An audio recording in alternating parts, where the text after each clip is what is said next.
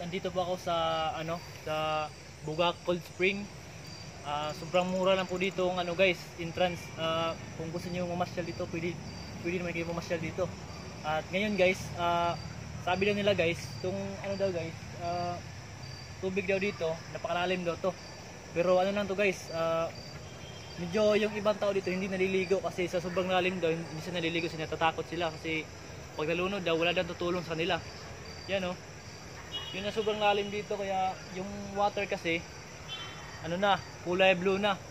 Kaya ayun, dun sa kabila may doon tawag din B1.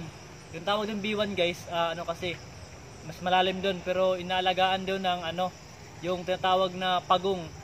Yun, pagong. Pero kaso yung pagong kinukuha na. So, wala nang pagong doon. Yan, punta natin guys kung kano yun kalalim doon, kasi dito yung tubig dito blue, andun green. Tara, punta natin guys kung saan yun ang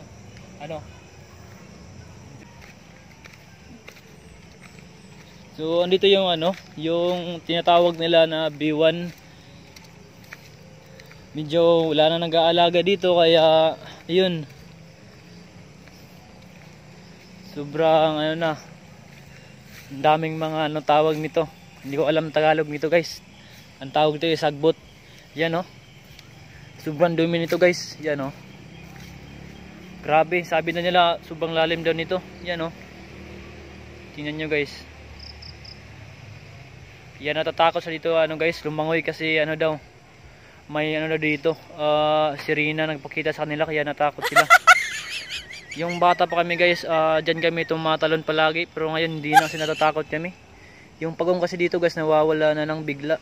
Yan, ayan, wala nang naliligo ngayon guys, sobrang dumi nito guys. Pero dun sa sa tinatawag tayo na cold spring guys, malalaman nyo talaga dun sa cold spring, malinis naman dun. Maraming tao naliligo dun kasi yung mga tao naliligo kasi hindi naman sila natatakot dun. Dito yung yung tinatawag na bito. Yan, ang linaw guys. Inyo, sobrang linaw dito, kaya yung tubig kasi nagbo-blue na wala nang naliligo. Natatakot sila kasi sobrang lalim daw. Yan. Yun lang guys, yun ang masasabi ko guys, sa B1 at sa B2. Yung sabi ko na sobrang lalim dito. Yun, maraming salamat sa panonood sa mga video ko guys. Bye bye muna guys.